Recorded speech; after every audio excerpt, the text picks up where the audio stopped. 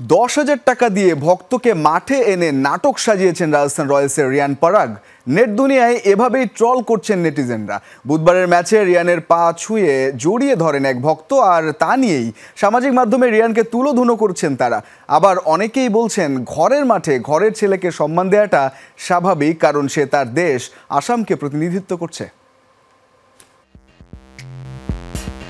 ম্যাচের দ্বাদশ ওভারে কেকেআরের কুইন্টন ডিকককে বল করতে যাচ্ছিলেন রাজস্থানের অধিনায়ক রিয়ান পরাগ। সে সময় মাঠে ঢুকে আসেন এক ব্যক্তি, সোজা রিয়ানের পা ছুঁয়ে জড়িয়ে ধরেন তাকে। ততক্ষণে নিরাপত্তার দায়িত্বে থাকা ব্যক্তিরাও সেখানে চলে আসেন। পরবর্তীতে সেই ব্যক্তিকে সরিয়ে নেওয়া হয় মাঠ থেকে। কিন্তু এখানেই ঘটনার শেষ নয়।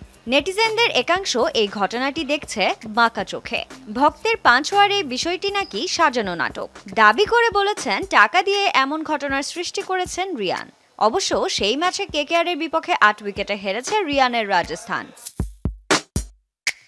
হৃদয় নামের এক নেটিজেন লিখেছেন, এদেশে নাকি হিরোদের পূজা করা একটা রোগ। রিয়ানের মতো ক্রিকেটারেরও নাকি এত ফ্যান বেজ আছে, এটা ভেবে তাজ্জব লাগছে তার, যিনি কিনা ভারতের জার্সিতে একটিও ম্যাচ খেলেনি।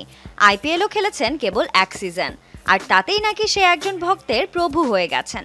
রিয়ানের প্রতি তার কোনো সহানুভূতি নেই, কারণ এটি নাকি পুরোটাই সাজানো ঘটনা। কেউ আবার বাড়িয়ে বলছেন নিজের প্রচারের জন্য নাকি ওই সমর্থককে 10,000 টাকা দিয়েছেন রিয়ান পরাগ। আবার অনেকেই তার পাশে দাঁড়িয়েছেন। তারা বলছেন ঘরের মাঠে ঘরের ছেলেকে নিয়ে মাতামাতি তো হবেই। এক নেটিজেন বলছেন আসামের মতো রাজ্য থেকে ভারতীয় দলের সুযোগ পাওয়া এত সহজ নয়। রিয়ান সেটা করে দেখিয়েছেন, সে আসামকে প্রতিনিধিত্ব করছেন। এদিকে কলকাতার বিপক্ষে 25 রান করেছেন রিয়ান। বল হাতে 4 ওভার বোলিং করেছেন, তবে পাননি কোনো উইকেটের দেখা। এছাড়া চলমান আইপিএলে এখন পর্যন্ত 2টি ম্যাচ খেলেছে রাজস্থান, এর মধ্যে 2টিতেই হেরেছে পিঙ্ক আর্মিরা। Sanjana Ivy, Jamuna sports.